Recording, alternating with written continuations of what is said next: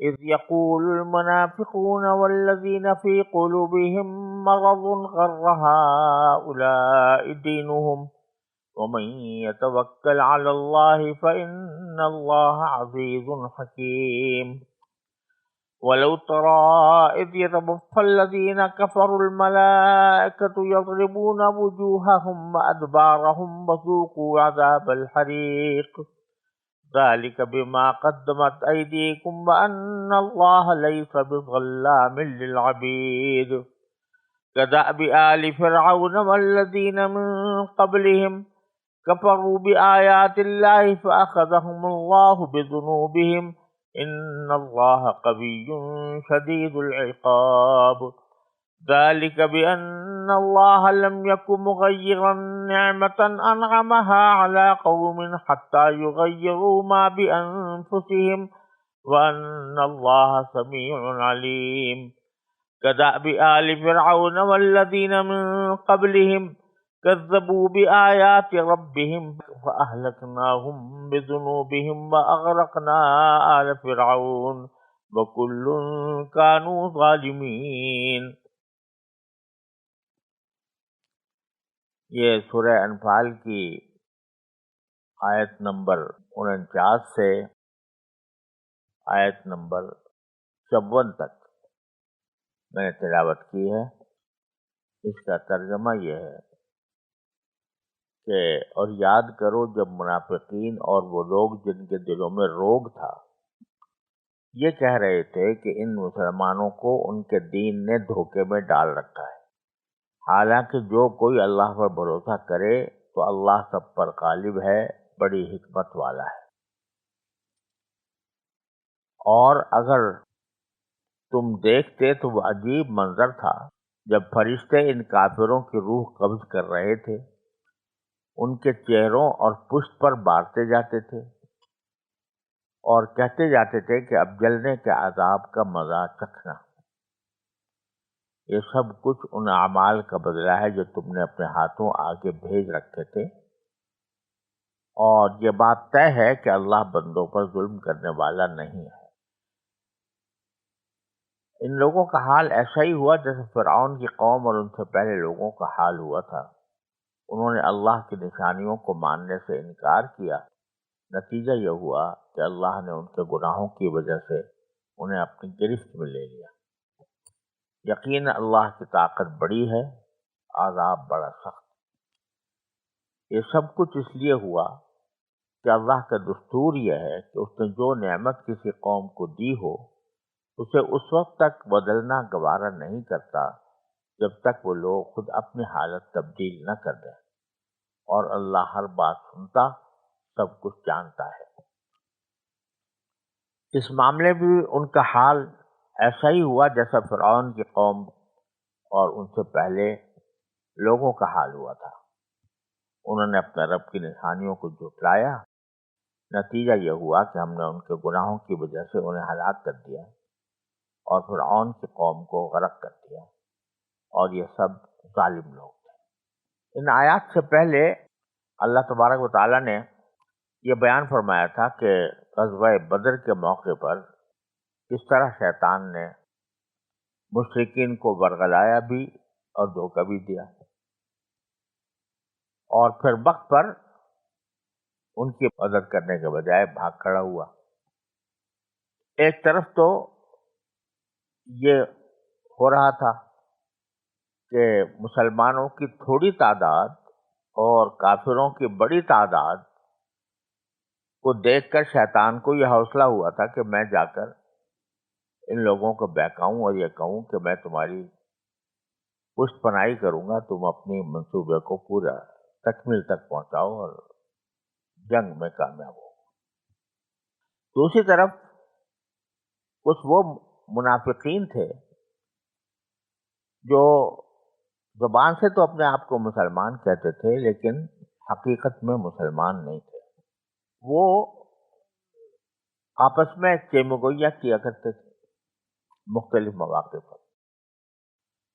تو جب غزوہ بدر کے موقع پر نبی کریم صلی اللہ علیہ وسلم نے 313 افراد جس کے پاس صرف 8 تلواریں تھیں، 70 اونٹ تھے، 2 گھوڑے تھے صرف، وہ ابو جہل کے لشکر سے ٹکرانے کے لیے بدر تک پہنچ گئے، تو اس وقت ان منافقین نے کہا دیکھو کیسے بیوقوف لوگ ہیں، انہوں نے دین ہی ایسا اپنا لیا ہے جو ان کو دھوکے دیتا رہتا ہے، اعوذ باللہ، کہ ان کا دین ان کو دھوکہ دیتا ہے کہ تم اپنی جان کو خطرے میں ڈال لو.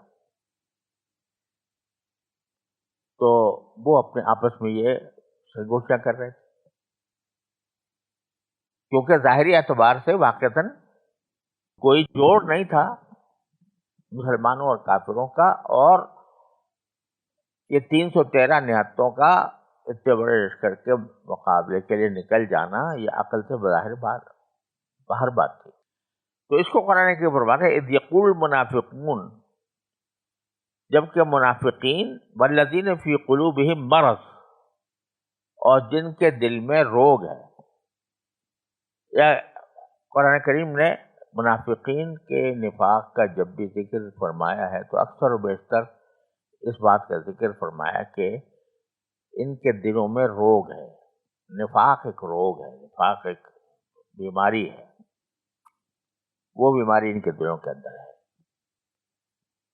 تو منافقین بھی یہ کہہ رہے تھے، اور وہ بھی، اور منافقین میں وہ لوگ بھی جن کے دلوں میں بھی روگ ہے. ایسا لگتا ہے کہ منافقین کی 2 قسمیں بیان فرمائی گئی ہیں. ایک تو منافقین وہ ہیں کہ جو صرف اس حد تک محدود ہے کہ زبان سے اپنے آپ کو مسلمان کہتے ہیں اور حقیقت میں مسلمان نہیں ہیں. اور دوسرے منافقین کی قسم وہ ہے جو علاوہ اس نفاق کی بیماری کے وہ حسد کی آگ میں بھی مبتلا ہے. ان کے دلوں میں یہ روگ ہے کہ مسلمان کیوں آگے بڑھ رہے ہیں، حسد کی آگ میں جلتے.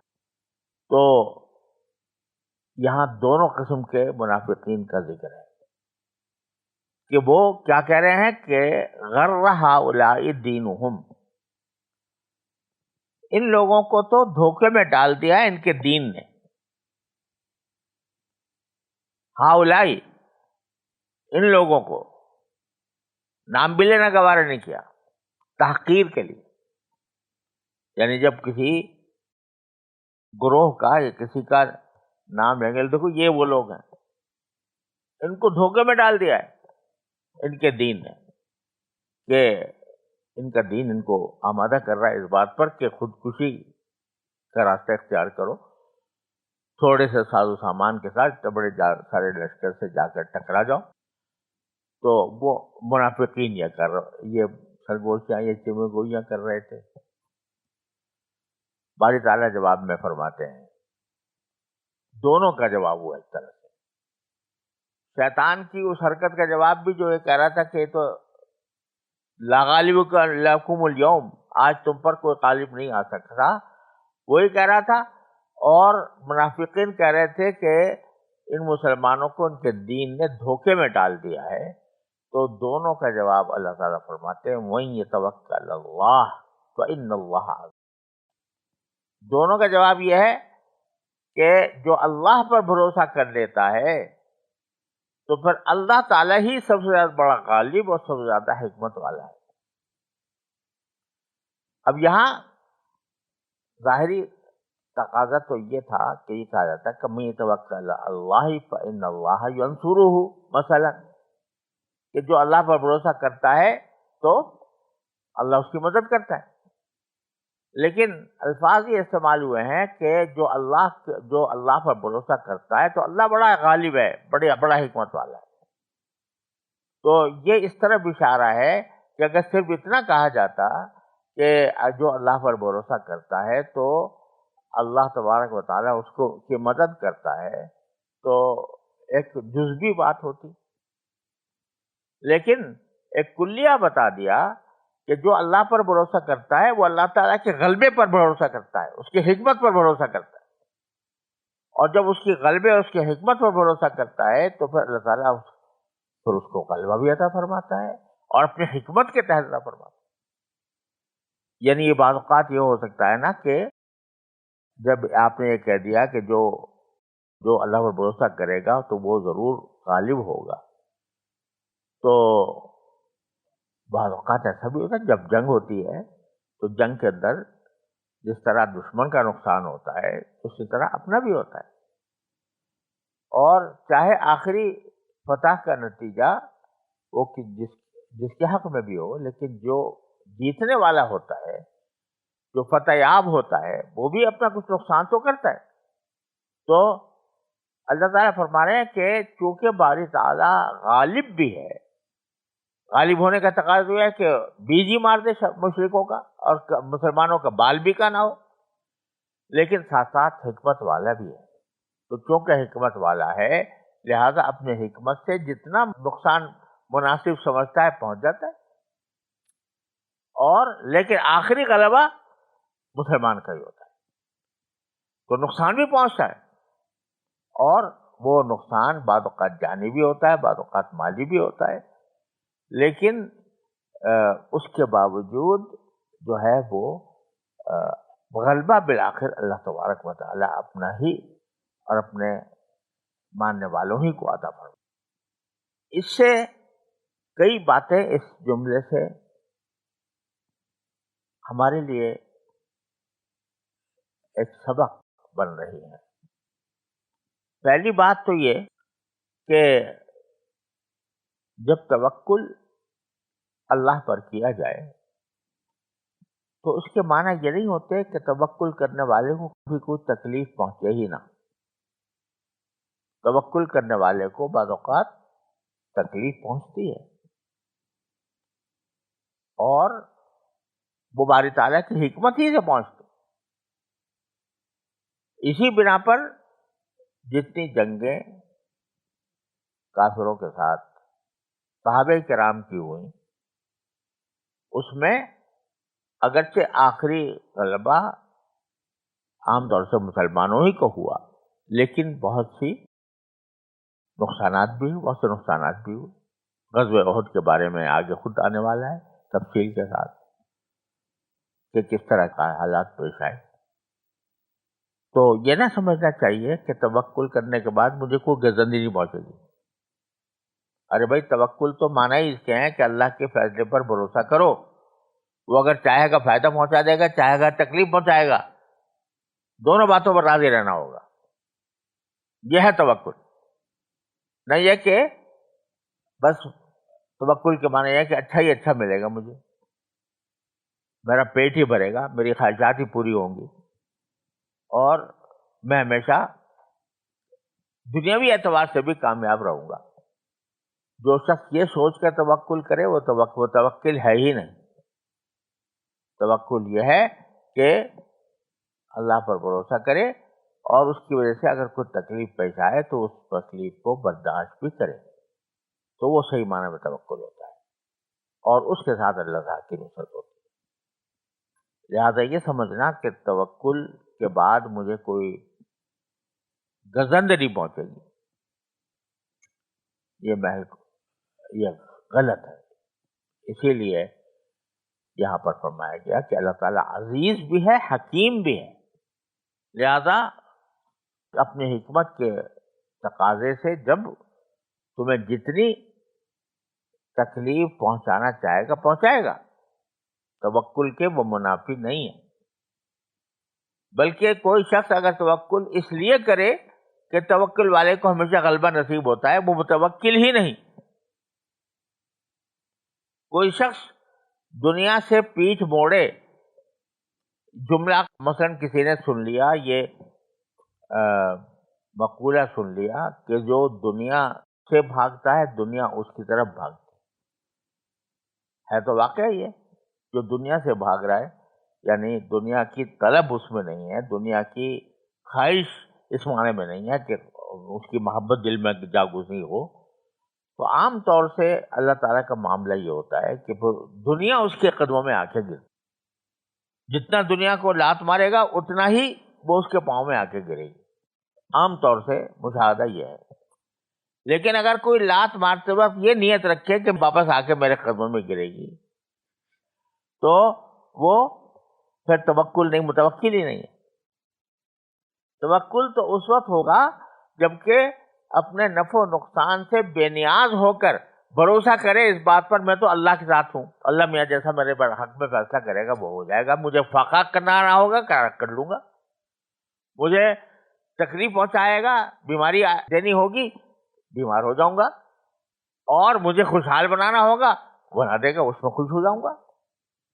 یہ ہے توکل، نہ یہ کہ میں اس لیے توکل کر رہا ہوں کہ آخر میں جا کے ساری دنیا میرے اوپر جو ہے پیر فقیر سمجھ کے، مجھے مرشد سمجھ کے ساری دنیا میری طرف متوجہ ہو جائے گی، دل میری طرف مائل ہو جائے گی۔ تو اس لیے توکل کے صحیح موقع، صحیح مفہوم بھی ان جملوں سے واضح ہو رہا ہے۔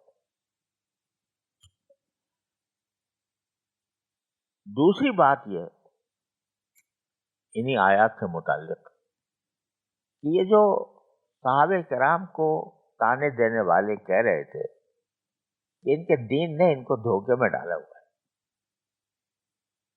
یعنی یہ تانا آج بھی اہل دین کو مل رہا ہے۔ یعنی جو لوگ دنیاوی خوشحالی کو سب کچھ سمجھتے اور ان کے نزدیک اس سے بڑا فائدہ انسان کا کوئی اور نہیں ہے کہ اس کے مال دولت کے ڈھیر جمع ہو جائیں اور اس کو دنیا کے اندر عزتیں مل جائیں، مناصب مل جائیں اور اس کی شہرت ہو جائے، مقبولیت ہو جائے لوگوں میں۔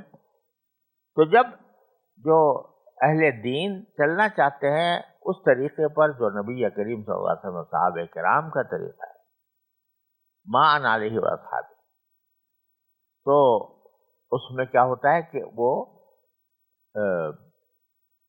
اجنبی نظر آتے ہیں، عام لوگوں کے مقابلے میں وہ اجنبی نظر آتے ہیں۔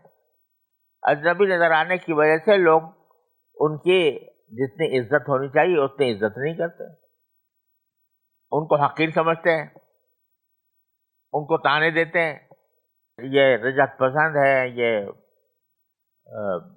دقیانوسی لوگ ہیں، زمانے کا ساتھ نہیں چل دیتے، اور اس کی وجہ سے یہ نقصان اٹھا رہے ہیں کہ دنیا کے اندر ان کا کوئی مقام نہیں۔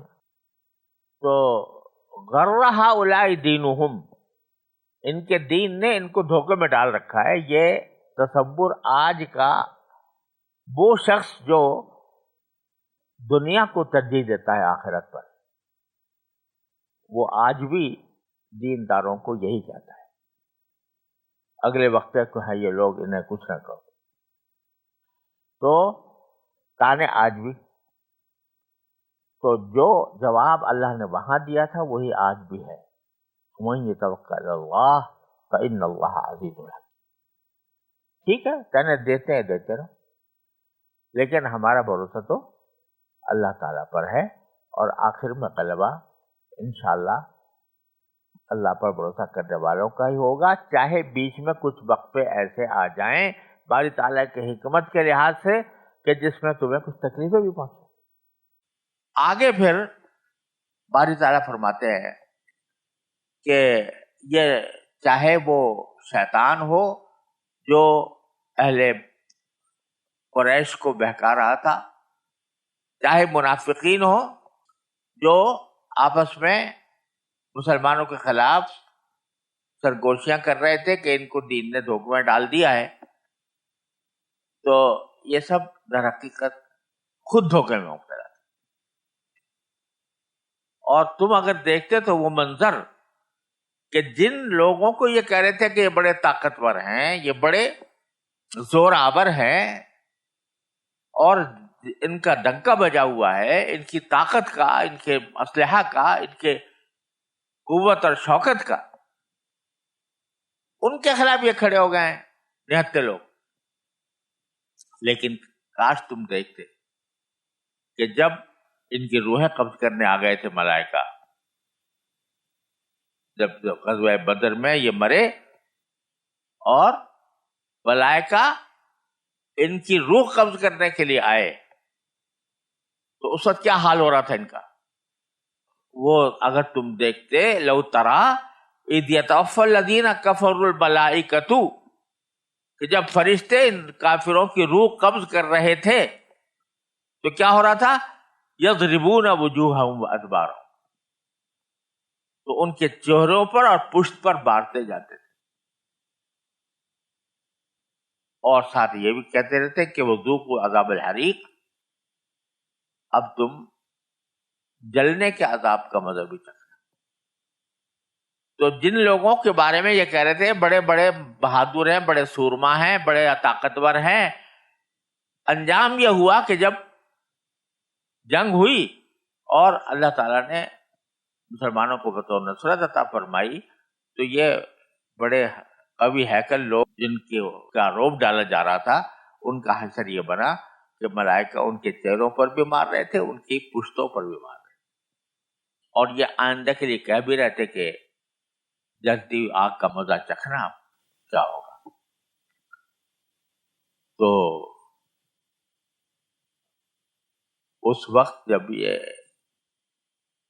ظاہر یہی ہے کہ یہاں پر بیان ہو رہا ہے انہی کفار قریش کا جو جنگ بدر میں مارے گئے تھے، اور جن کی شہرت کا، جن کی طاقت کا ایک ڈنکا بج رہا تھا، جس کے بارے میں شیطان بھی کہہ رہا تھا کہ آج تم پر کوئی غالب نہیں آئے گا، جس کے بارے میں منافقین بھی کہہ رہے تھے کہ جو لوگ ان سے لڑنے جا رہے ہیں یہ بیوقوف ہیں، ان کو دھوکے میں آ گئے ہیں۔ ان کا حشر بتا رہا ہے اللہ تعالیٰ کہ ان کا حشر یہ ہوگا کہ ملائکہ ان کا جب روح قبض کر رہے تو کاش تم دیکھتے اس وقت کہ کیا منظر تھا کہ ان کے چہروں پر وہی مارتے جاتے تھے، ان کی پشت پر بھی مارتے جاتے تھے، اور کہتے جاتے تھے کہ جلتی ہوئی آگ کا مزہ چکھنا۔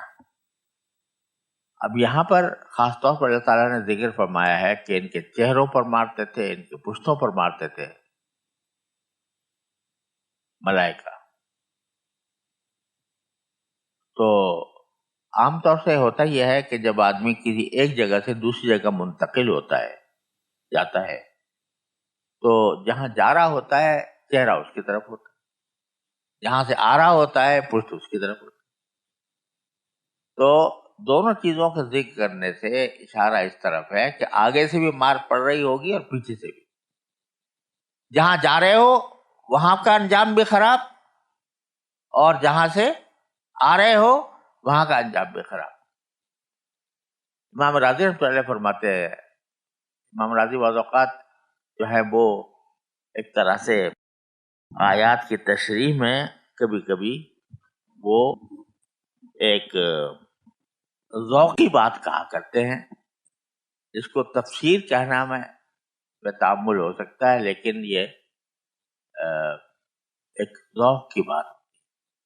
وہ یہ فرماتے ہیں کہ یہ لوگ جو کفر کی حالت میں جن کی روح قبض ہوتی ہے اور ان کے سامنے آگے کے مناظر آتے ہیں، تو چونکہ آخرت میں ان کا کوئی حصہ نہیں ہے، لہذا آگے جہاں جا رہے ہیں وہاں تو ظلمت ہی ظلمت نظر آتی ہے، اندھیرا ہی اندھیرا، اندھیرا ہی اندھیرا، وہاں کوئی امید کی روشنی نہیں، وہاں اندھیرا ہی اندھیرا ہے۔ اور جہاں سے واپس آ رہے ہوتے ہیں تو وہاں دنیا کی لذتیں تھیں، راحتیں تھیں، عیش تھا، آرام تھا وغیرہ، اس کو چھوڑ کر آ رہے ہوتے ہیں تو اس کی حسرت ہوتی ہے، تو پیچھے پر حسرت ہوتی ہے کہ ہائے کیسی کیسی لذتیں ہم سے چھوٹ گئی، اور آگے پر مصیبت ہوتی ہے کہ آگے کا ڈر ہوتا ہے کہ کس ظلمت میں، کس بلا میں آگے جا رہا ہوں۔ تو ملائکہ کا یہ مارنا چہرے پر بھی اور پشت پر بھی، یہ در حقیقت ان کو اس بات پر متنبہ کرنا ہے کہ تمہارا ماضی تو قابل حسرت ہے اور تمہارا مستقبل قابل خوف ہے۔ یضربون وجوہہم وادبارہم وذوقوا عذاب الحریق، اور اب چکھنا مزہ آگ کا۔ ذالک بما قدمت ایدیکم، ذالک بما قدمت ایدیکم، جو کچھ سلوک تم سے ہو رہا ہے یہ اسی انہی اعمال کی وجہ سے ہو رہا ہے جو تمہارے ہاتھوں نے آگے بھیجے. یہ قرآن کریم کی اصطلاح ہوتی ہے قدمت ایدی. یعنی انسان دنیا میں جو کام بھی کرتا ہے اور جا کر آخرت میں وہ ریکارڈ ہو جاتا ہے کہ اس پر اس کو جزا دی جائے یا سزا دی جائے، تو یہ اس کا عمل کرنا یہ اپنے لیے آخرت میں ایک سامان بھیجنے کے برابر. اگر نیکیاں کر رہا ہے تو اچھا سامان آگے بھیج رہا ہے، برائی کر رہا ہے تو برا سامان آگے بھیج رہا ہے. تو ذالک بما قدمت ایدیکم، یہ معاملہ جو تمہارے ساتھ ہو رہا ہے یہ ایسا نہیں، یہ اچانک نہیں ہو گیا، بلکہ یہ صلہ ہے، یہ سزا ہے تمہارے ان اعمال کی جو تم نے پہلے ہی بھیج رکھے تھے. جہاں جا رہے ہو نا جس طرف، اس سے پہلے ہی تمہارے آنے سے پہلے ہی تم نے بھیج دیے تھے وہاں پر کہ بھئی میرا وہاں پر کفر لکھ رکھا ہے، میرا شرک رکھا ہے، میرا شراب نوشی رکھی ہے، میرا دھوکہ رکھا ہے، میرا فریب رکھا ہے، سب آگے بھیج رکھا تھا. تو جو آگے بھیج رکھا تھا اس وہی اب تمہارے سامنے آ رہا ہے، یعنی اس کا عذاب. ذالک بما قدمت ایدیکم وان اللہ لیس بظلام للعبید، اور یہ اس لیے کہ اللہ تعالی بندوں پر ظلم کرنے والا نہیں ہے. یعنی یہ نہ سمجھنا کہ ان کے ساتھ جو معاملہ ہو رہا ہے یہ ان پر کوئی ظلم ہو رہا ہے. اللہ تو کبھی کسی بندے پر ظلم کر نہیں سکتا، اللہ تعالیٰ ظلم نہیں کرتا. لیکن تم نے خود اپنے لیے آگے بھیج رکھے تھے یہ اعمال جو تمہیں اس انجام تک پہنچا رہے ہیں. لہذا اللہ تبارک و تعالیٰ کی طرف بارے میں خیال بھی نہ کرنا کہ اللہ تعالیٰ کسی بندے پر ظلم کرے گا. لیس بظلام للعبید. اب ظاہراً تو یہاں پر جو لفظ استعمال ہوا ہے ظلام، مبالغے کا صیغہ ہے، اور جس کے لفظی معنی ہوا بہت ظلم کرنے والا. تو اگر اس کا لفظی ترجمہ کریں تو یہ ہونا چاہیے کہ اللہ تعالیٰ بندوں پر بہت ظلم کرنے والا نہیں. اس کا مفہوم مخالف کوئی یہ سمجھ سکتا ہے کہ بہت ظلم تو نہیں کر سکتا لیکن چھوٹا موٹا الیاذ باللہ کر سکتا ہے. جب کسی سے مبالغے کی صفت کی نفی کی جا رہی ہے تو اس کا مطلب یہ ہوتا ہے کہ بھئی بہت زیادہ یہ صفت اس میں نہیں ہے، چھوٹی موٹی ہو تو اس کے منافی نہیں سمجھی جاتی. لہذا اگر اللہ تعالیٰ یہ فرماتے کہ اللہ تعالیٰ بندے پر ظلم کرنے والے نہیں ہیں تو مفہوم پھر بھی واضح ہو جاتا. لیکن مبالغے کا صیغہ استعمال کیا اللہ تعالیٰ بندوں پر بہت ظلم کرنے والا نہیں ہے. یہ بھی ایک عجیب و غریب اسلوب ہے معجزانہ جو قرآن کریم میں یہاں پہ استعمال فرمایا. اس کو تعبیر کرنا بھی آسان نہیں ہے، لیکن کوشش کرتا ہوں. وہ یہ کہ یہاں پر مبالغے کا لفظ ہی بڑا معنی خیز. وہ یہ ہے کہ باری تعالی نقص کی صفات سے اتنا دور ہے، اتنا بری ہے، اتنا پاک ہے، صفات نقص ہے کہ اس کے بارے میں کسی معمولی نقص کا بھی تصور نہیں کیا جا سکتا. الیاذ باللہ اگر اللہ تبارک و تعالی اپنے کسی بندے پر جس کی اس نے پرورش کی ہے وہ تھوڑی بھی زیادتی کرے گا تو اللہ تبارک و تعالی کی ربوبیت کے لحاظ سے بہت بڑی زیادتی، باری تعالیٰ کی شان کے لحاظ سے وہ بہت بڑا ظلم ہوگا کہ انسان کو پیدا بھی کرے، پرورش بھی کرے، اس کو کھانا بھی کھلائے، اس کو پانی بھی پلائے، اس کی ضروریات بھی کا انتظام کرے، اور پھر ایک دم سے لا کے مار دے، اس کو ایک تھپڑ ہی مار دے. تو یہ اس کی شان رفعت سے، یہ اب جیسے ہم بعض اوقات کسی اپنے چھوٹے کو کہیں کہ تو نے مجھے اتنا بڑا ظالم سمجھا ہے کہ تجھے میں ناجائز سزا دوں گا، اتنا بڑا ظالم سمجھا تو نے مجھے. اب وہاں اتنا بڑا ظالم جو لفظ استعمال ہو رہا ہے اس کا مخالف معتبر نہیں ہے کہ چھوٹا ظلم میں کر سکتا ہوں تیرے.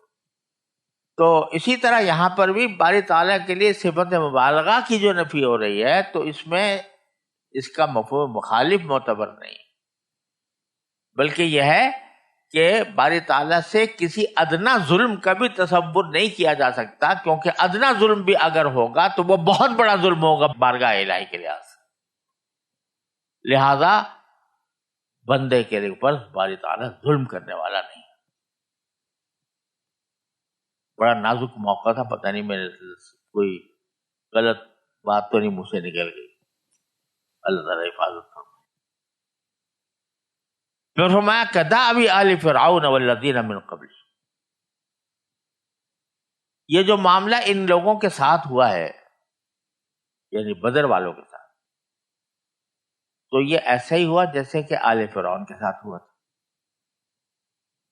اور آل فرعون سے پہلے بھی جو لوگ گزرے ہیں، عاد، ثمود، حضرت نوح علیہ السلام کی قوم وغیرہ، ان کے ساتھ بھی کیا ہوا تھا کہ کفروا بآیات اللہ، انہوں نے اللہ کی نشانیوں کو جھٹلایا تھا. فأخذهم اللہ بذنوبہم، ان کے ان گناہوں کی وجہ سے اللہ نے ان کو پکڑ میں لے لیا. اور یہ بات تو معلوم ہی ہے آپ کو کہ یقیناً اللہ تعالیٰ بہت قوی ہے اور شدید العقاب ہے، یعنی اس کا عذاب بڑا سخت.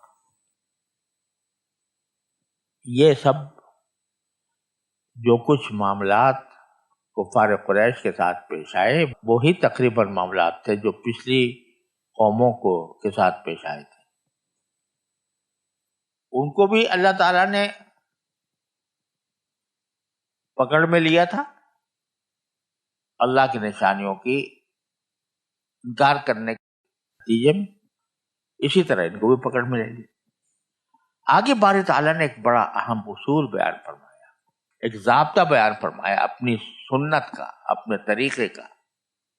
وہ یہ بیان فرمایا کہ ذالک بأن اللہ لم یکن مغیرا نعمۃ انعمها علی قوم حتی یغیروا ما بانفسہم. یہ سب کچھ اس لیے ہوا کہ اللہ کا دستور یہ ہے کہ اس نے جو نعمت کسی قوم کو دی ہے اسے اس وقت تک بدلنا گوارا نہیں کرتا جب تک وہ لوگ خود اپنی حالت تبدیل نہ کر لیں.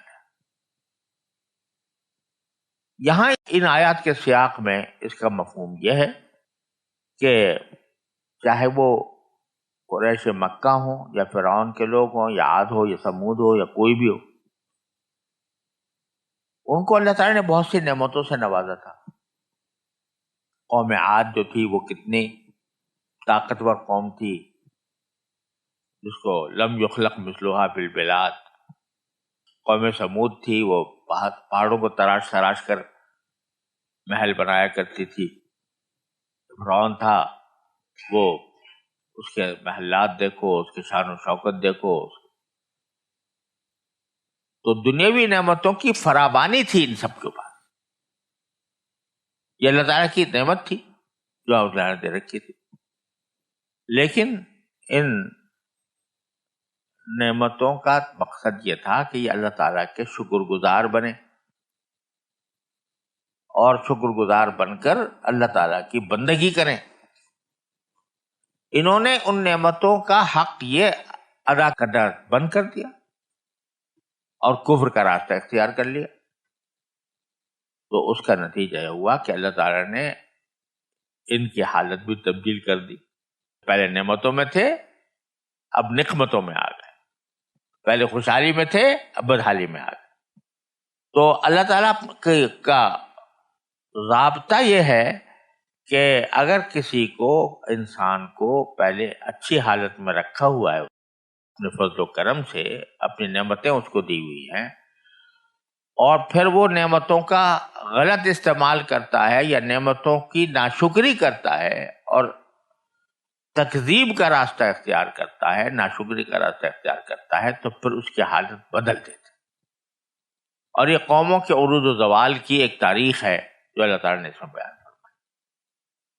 تو اس لیے ہم نے جو کچھ معاملہ کیا ان کے ساتھ یا اس سے پہلے فرعون کے لوگوں کے ساتھ، وہ اپنے اسی اصول اور دستور کے مطابق کیا کہ شروع میں ہم نے ان کو نعمتیں دی.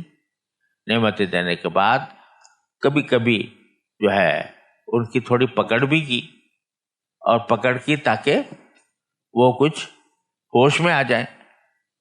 پھر بھی ہوش میں نہیں آئے تو آخر میں آخری پکڑ ہو گئی. وَلَنُذِيقَنَّهُمْ مِنَ الْعَذَابِ الْأَدْنَىٰ دُونَ الْعَذَابِ الْأَكْبَرِ لَعَلَّهُمْ يَرْجِعُونَ. ہم بعض اوقات چھوٹے عذاب دیتے رہتے ہیں، اس لیے دیتے رہتے ہیں تاکہ یہ ذرا سمجھ جائیں اور اپنے طرز عمل کو درست کر لیں. لیکن جب نہیں درست کرتے تو پھر بڑا عذاب آ جاتا ہے.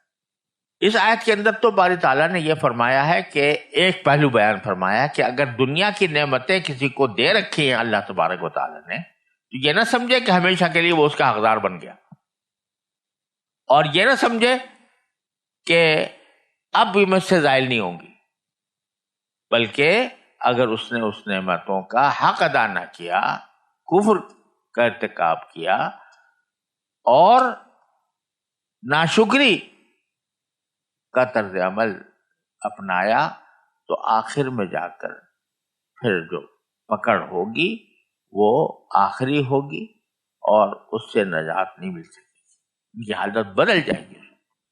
یہاں تو یہ پہلو بیان ہے اس آیت کہ نعمتیں ملنے کی حالت ہے وہ بدل جاتی ہے انسان کے کفر کی وجہ سے، انسان کی بدعملی کی وجہ سے. اور سورہ رعد میں جو الفاظ آئے ہیں وہ زیادہ عام ہیں. ان اللہ لا یغیر ما بقوم حتی یغیروا ما بانفسہم. اس میں نعمت کا ذکر نہیں ہے، بلکہ فرمایا کہ کسی قوم کی حالت اللہ تعالیٰ اس وقت تک نہیں بدلتے جب تک کہ وہ خود اپنی حالت نہ بدلے. تو اس میں دونوں باتیں آ گئی کہ خوشحالی کی نعمت کو باری تعالیٰ نہیں بدلتے جب تک کہ لوگ اس میں اپنی کفر اور ضلالت اور گمراہی اختیار کر کے اس کو ختم نہ کر لیتے ہو. اللہ تعالیٰ کسی ظلم کی وجہ سے نہیں بدلتا، بلکہ وہ راستے غلط اختیار کر لیتے ہیں جس کی وجہ سے وہ نعمتیں ختم ہو جاتی ہیں، جیسے یہاں پر ہے. دوسرا اس کا پہلو وہاں سورہ رعد میں یہ بھی ہے کہ اگر کوئی شخص جو ہے وہ قعر مذلت میں گری ہوئی ہے، کوئی قوم یعنی بدحالی میں مبتلا ہے، تو اس کو واپس اپنے صحیح حال پر آنا بھی اس وقت تک ممکن نہیں ہوتا جب تک کہ وہ خود اپنی حالت کو تبدیل نہ کرے.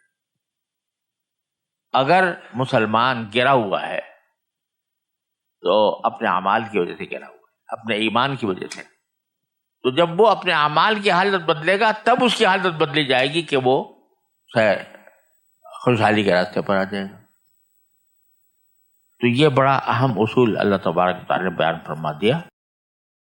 یہاں پر مزید تھوڑی تفصیل اگر توفیق دی تو سورہ رعد میں اس کی بیان ہوگی. اور پھر فرمایا ان اللہ سمیع علیم.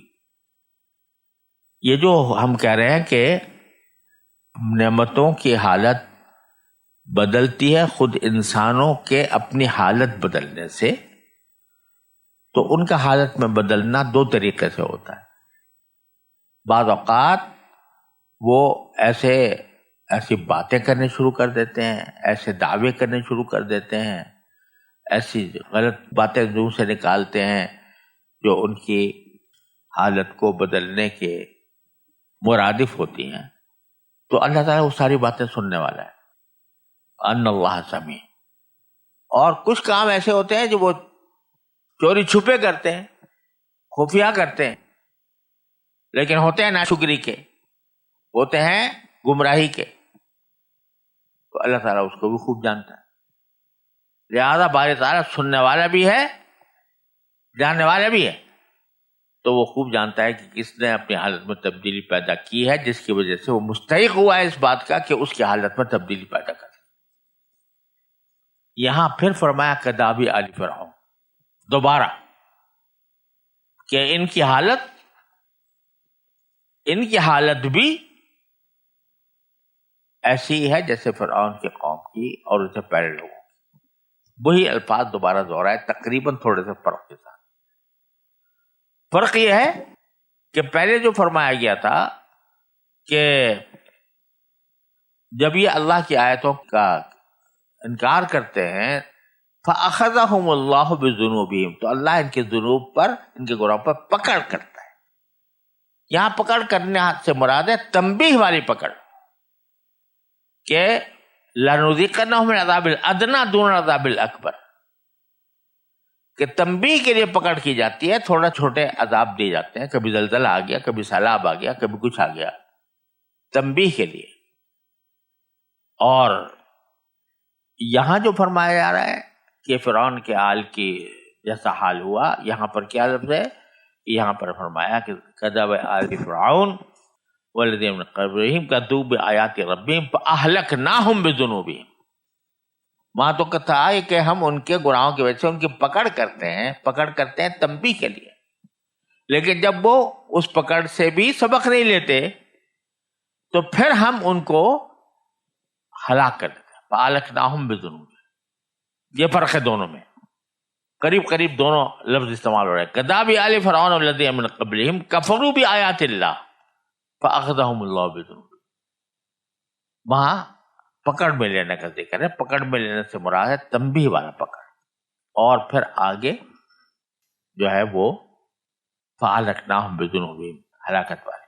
وَكُلٌّ كَانُوا ظَالِمِينَ، اور یہ سب ظالم لوگ تھے، چاہے آل فرعون ہو یا اس سے پہلے کی قومیں ہوں یا یہ قریش کے لوگ ہوں جن کو بدر میں اس عذاب کا سامنا کرنا پڑا.